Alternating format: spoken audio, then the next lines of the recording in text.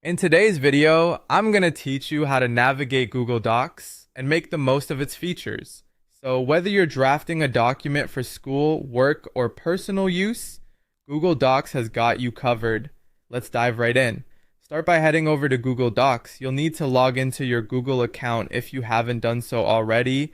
This ensures you have access to all of Google Docs' features and can save your work to Google Drive seamlessly.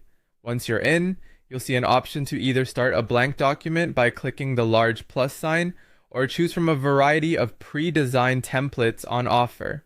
Each template is crafted to suit different needs, from professional resumes to simple meeting notes, so feel free to pick one that suits your purpose. Once your document is open, you might want to rename it. At the top of your screen where it reads Untitled Document, simply click and type in a new name. Renaming makes it easier to organize and find later, especially when dealing with multiple documents. As you begin typing, you'll notice that Google Docs automatically saves your progress. This feature is a lifesaver, especially if you accidentally close your tab or experience a sudden power cut.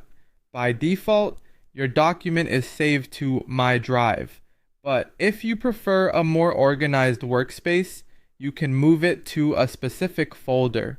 Look for the folder icon next to your document's name, click on it, and choose the destination folder in your drive. After selecting, hit move, and just like that, your document is neatly filed away. If you ever need to save a separate version of your document, perhaps to explore different writing directions or keep a backup, you can do so by clicking on File, then Make a Copy.